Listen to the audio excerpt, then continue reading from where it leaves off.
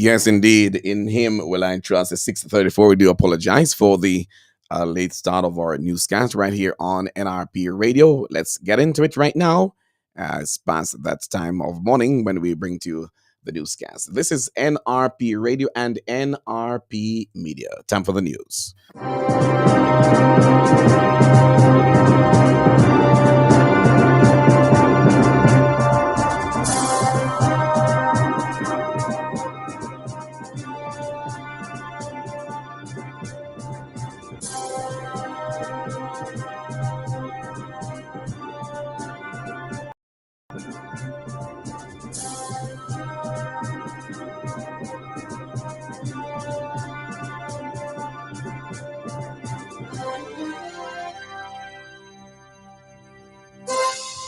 Good morning and welcome to our platforms, nrpmediaja.com, also Facebook and YouTube at nrpmediaja. It's Thursday, June 27. I am Leon Nash with the NRP Break of Day newscast.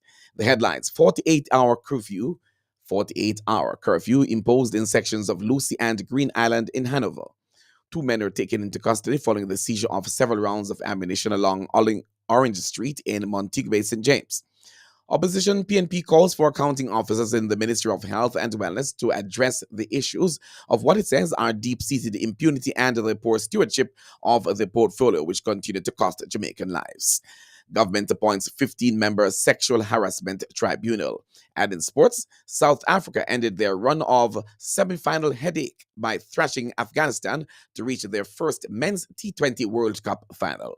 The news today is brought to you courtesy of NRP Radio, reaching you where you are. No boundaries, no limitations.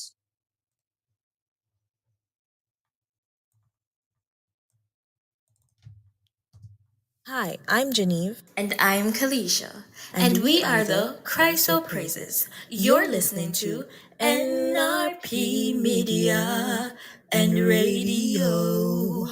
Reaching you where you are. No boundaries, no limitations. Now for the details of the news. A 48-hour curfew has been imposed in sections of Lucy in Hanover. The curfew began at 6 p.m. Wednesday, June 26, and will remain in effect until 6 p.m. Friday, June 28. The boundaries of the curfew are north from the rear of the Johnsontown community to the seaside, running along the coastline parallel to the main road in an easterly direction to the Elgin Town Sports Complex. East from the Elgin Town Sports Complex, traveling in a southerly direction to a point at the rear of Q Street. South from the rear of Q Street, traveling in a westerly direction to the rear of the Brissett community. West from the rear of the Brissett community, traveling in a northerly direction to the rear of the Johnsontown community to the Cheapside, that should be the seaside location. During the hours of the curfew, all persons within the boundaries are required to remain within their premises unless otherwise authorized by the ground commander. And a 48-hour curfew has been imposed in sections of Green Island, Hanover as well. The curfew began at 6 p.m. yesterday and it will remain in effect until 6 p.m. on Friday, June 28. The boundaries of the curfew are north at Orange Bay Square along the highway to the small bridge beside Lobster Smokehouse. East along an imaginary line from the small bridge beside Lobster Smokehouse to Marchtown Square. South from Marchtown Road along an imaginary line through Dam Road District to the entrance of Dam Road. West from the entrance of Dam Road District along the main road to Orange Bay Square. During the hours of the curfew, all persons within its boundaries are required to remain within their premises unless otherwise authorized by the ground commander. Two men were taken into custody following the seizure of several rounds of ammunition along Orange Street in Montego Bay, St. James on Tuesday. Reports from the Montego Bay Police are that about 5 p.m., a team of officers from the Beat Control or the Beat Officer Patrol Division were on duty in the town center when they signaled the driver of a Nissan AD motor car to stop after he was observed committing a breach of the Road Traffic Act. The driver complied, and the passenger was seen acting in a manner that aroused their suspicion. As a result, the team searched the motor car and found 55.5 cartridges in a paper bag on the floor of the passenger side of the vehicle. The men were detained. However, their identities are being withheld pending further investigations. 28-year-old taxi operator Shamar Tyrell of Lower Mall Road, Kingston 11, has been charged with larceny of a motor vehicle following the theft of a motor car from a cornfield district in Gordon Town, St. Andrew between Thursday, June 20 and Friday, June 21. The Constant Spring Police reports that at about 5 p.m. on Thursday, June 20, a man securely locked his vehicle in his driveway and retired to bed about 11 p.m. The man reportedly received a notification about 1 a.m. advising him that his vehicle was driving in the Mannings Hill Road of St. Andrew. The vehicle was intercepted and found in Tyrrell's possession. Tyrrell was taken into custody and subsequently charged following a question and answer session in the presence of his attorney. A court date is being arranged for him. The People's National Party says it stands resolutely with the Jamaican civil servants and healthcare workers who are increasingly burdened by the under-resourced and understaffed public health. That should be the public healthcare sector. In a release, the party says its concern is not directed at the dedicated civil servants who are often overworked and underpaid, but instead call upon the government, the minister, and the specific accounting officers in the Ministry of Health and Wellness to address the issues of deep-seated impunity and the poor stewardship of the portfolio, which continue to cost Jamaican lives. General Secretary of the People's National Party, Dr. Dayton Campbell, says the Ministry of Health and Wellness has failed to account for $700 billion, which includes over $7 million worth of computers equipment that has gone missing. Nearly $18 million spent without proper procurement documentation and the absence of the permanent secretary's approval to relevant contracts. And Dr. Campbell says there is more that drives the opposition's concern.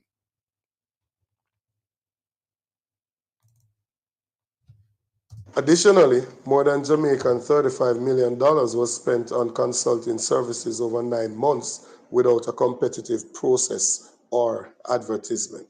The Auditor General identified numerous irregularities in the ministry's expenditure of funds allocated for the COVID-19 pandemic and noted violations of the Financial Administration and Audit Act. Suspicion has also arisen over contracts awarded to the associates of Dr. Tufton. In 2020, controversy surrounded the awarding of untendered contracts to Market Me, a company allegedly linked to Dr. Tufton, for the Jamaica Moves campaign. Furthermore, contracts for storing deceased patients at the Kingston Public Hospital, KPH, have been given to Archer's Funeral Home, run by Michael Archer, a JLP councillor in Dr. Tufton's constituency. Does this situation not demand accountability from the top echelons of the ministry? We are not criticizing civil servants broadly. Our concern is with the minister and a particular civil servant who has overseen this significant mismanagement. Accountability is non-negotiable, and someone must be held responsible. If not the permanent secretary and the minister, who then should the Jamaicans hold to account for this gross negligence? That was General Secretary of the People's National Party, Dr. Dayton Campbell. Dr. Campbell says it remains steadfast, the party remains steadfast in advocating for enhanced resources, staffing, and training opportunities for healthcare workers. It also I beg your pardon, let me go back to the top of that story. Furthermore, the PNP is calling for action to address what it says are issues of political appointments within the Ministry of Health and related boards. It says it has come to the party's attention that persons are being appointed who have limited knowledge of the areas they oversee and contributes to the ongoing mismanagement. For example, Michael Belnavis, who resigned in disgrace as mayor of St. Anne's Bay due to misuse of resources, has been the chairman of the St. Anne's Bay Hospital Board since 2016.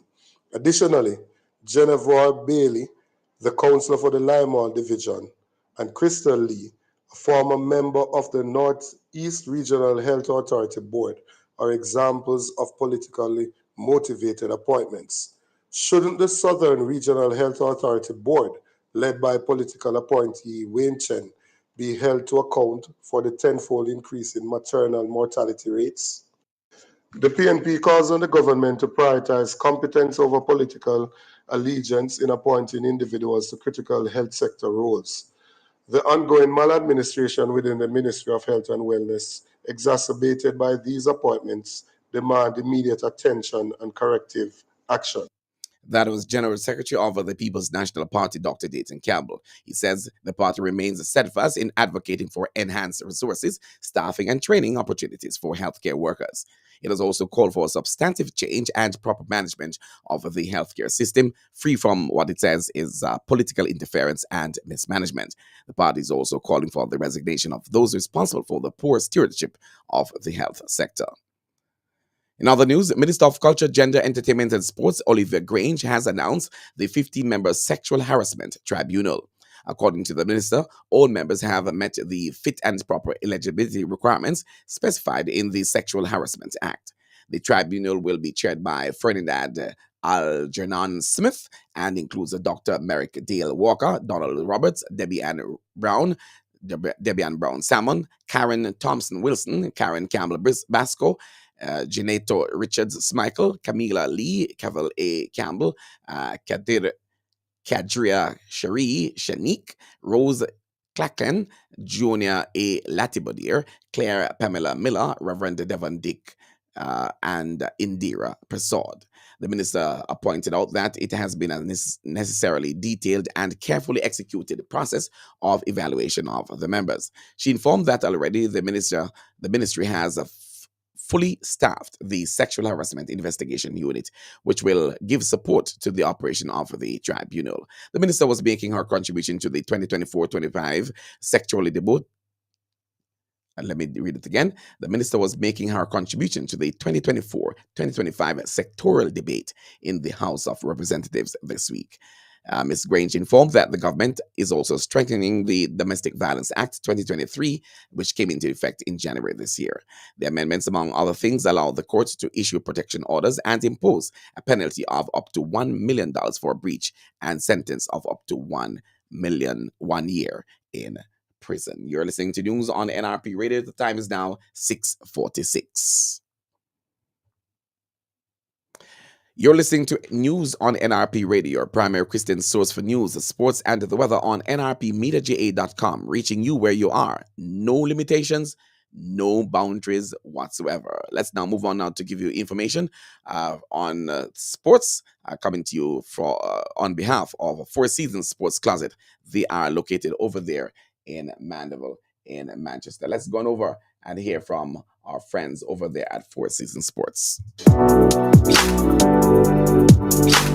Four Seasons Sports and Equipment, the Sports Closet, now located at shop number 3, Leaders Plaza, Nashville, Mandeville, Manchester. Call them today at 876-613-7429. Cellular phone 876-363-8323 or 876-546-0630. Yes, you asked for it and now you got it. Four Seasons Sports and Equipment. Shop with us for a wide range of sporting goods and equipment. It's Four Seasons Sports and Equipment. Sports Closet, you'll never go asking for anymore.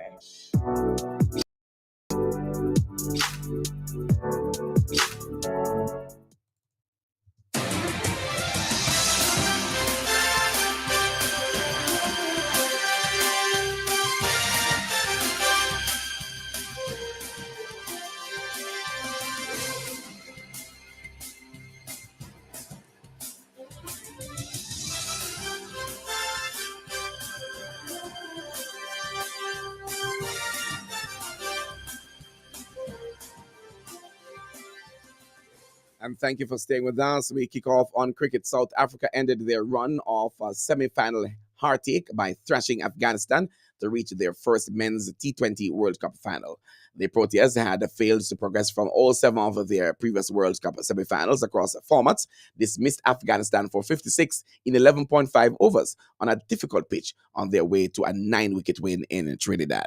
Marco Jansen removed Ramnalu Gurbaz, the tournament's leading run scorer in Afghanistan's dramatic run to their first semi-final, and the score was soon 28 for 6. A spinner Tabrez Shamsi mopped up the tail with a 3 for 6, and Jansen finished with a 3 for 16. But questions will be asked about the state of the surface for such a showpiece event. It offered excessive seam movement and bounce to the pace bowlers, at times dangerously so, with South Africa also struggling in their chase. Quinton de Kock was bold, having hit under the body, but with a little pressure to score quickly, the Proteas were able to complete their chase in 8.5 overs. They are now progressing to Saturday's final in Barbados unbeaten as they look to win a World Cup for the first time. They will play England or India, who meet in the second semi-final on Thursday in Guyana. On football news, announced that England defender Lucy Bronze will leave the club when the 32-year-old's contract finishes on June 30. Bronze, who joined Barca in 2022, played 70 times for the Catalan side, scoring 5 goals. During her 2 years in Spain, she won 7 trophies, including 2 Champions League titles. The defending champion joined Barca following a second stint with a WSL side, Manchester City. Bronze ended their first stint with the City in 2017 in order to join Lyon, where she won 3 consecutive Champions League titles before returning to England with the City in 2020. The defender capped 123 times by her country, won Euro 2022 on home turf when England beat Germany at Wembley. And finally, on athletics, Elaine Thompson-Herah, the two-time Olympian champion in the 100 meters and 200, will miss the Paris Olympics with an Achilles injury. The 31-year-old Jamaican 5-time Olympic gold medalist sustained the injury at the New York City Grand Prix on June 9 and had to be carried off the track. Thompson-Herah, the only sprinter other than compatriot Usain Bolt to win multiple Olympic titles in both the 100 and 200 meters, was aiming to defend her 100-meter crown after choosing not to race in the Jamaica 200-meter trials. She said, "A small tear on my Achilles tendon ended her chances of competing at the third Olympics." That's sports, brought to you courtesy of Four Seasons Sports Closet and Equipment. They're over there in Mandeville in Manchester. Join us again next time around when we're on for another in the series of sports.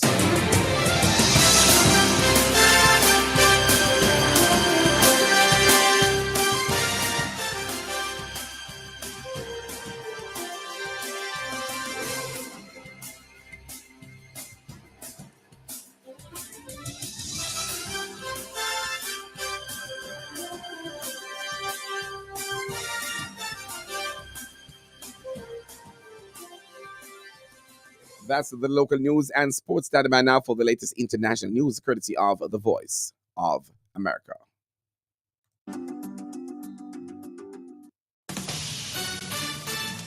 This is VOA News. I'm Christina Menenti. Bolivian armed forces pulled back from the presidential palace in La Paz on Wednesday evening, and a top general, Juan Jose Zuniga, was arrested after President Luis Arce slammed a coup attempt against the government and called for international support. Reuters correspondent Ryan Chang reports. Tension is building in Bolivia ahead of general elections next year. Zuniga has recently hit out at leftist ex-president Evo Morales, saying he should not be allowed to return and threatening to block him if he does. Morales is planning a return to power by running against Arce, his one-time socialist ally. Bolivia has been battling an economic slump with depleted central bank reserves as well as pressure on the Boliviano currency as exports of gas dry up. Ryan Chang from Reuters.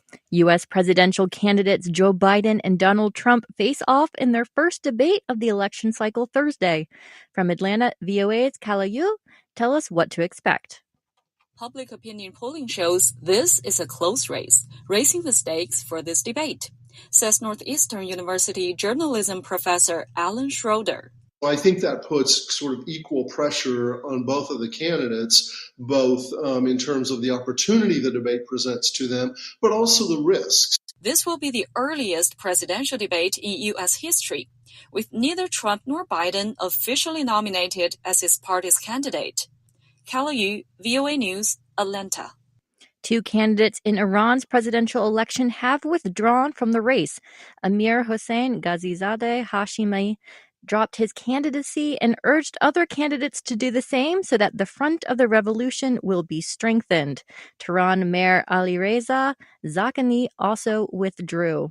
For additional stories 24 hours a day, visit voanews.com. This is VOA News. Thank you for listening there to the latest from the Voice of America in terms of our international news. Stand by now for the weather. Coming up next right here on this station, NRP Radio.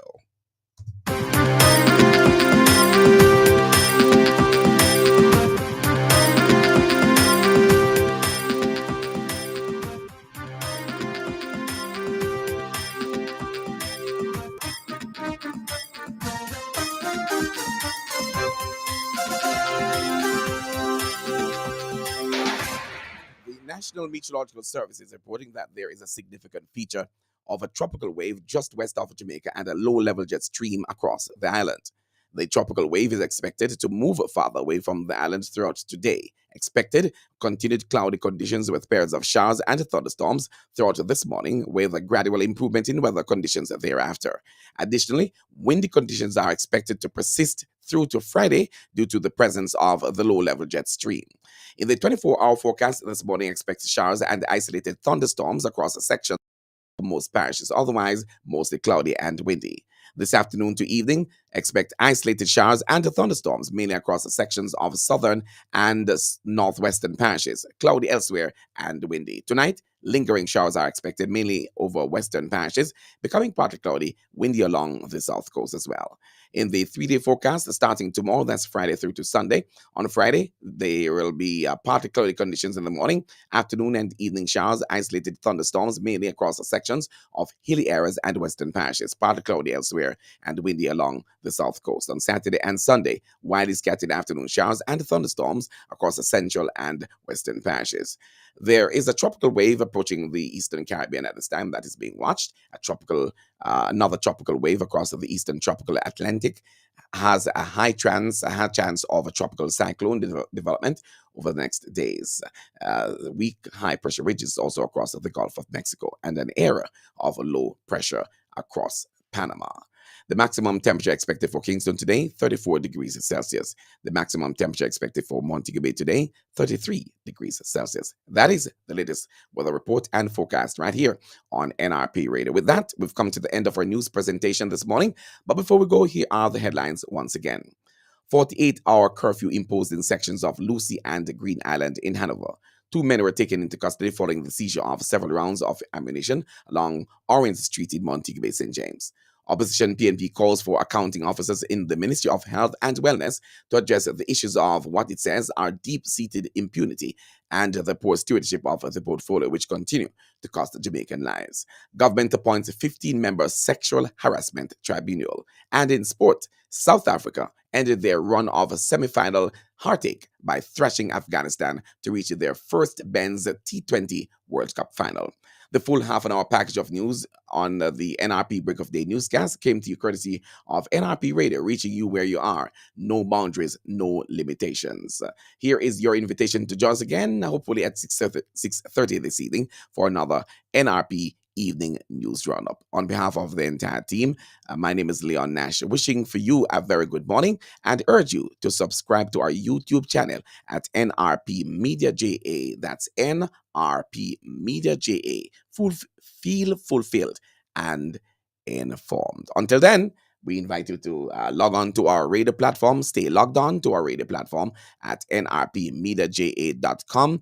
And at 7 o'clock, we're going to be having the program Let the Word Speak with Reverend Paul Blair coming your way. Until then, ta-ta.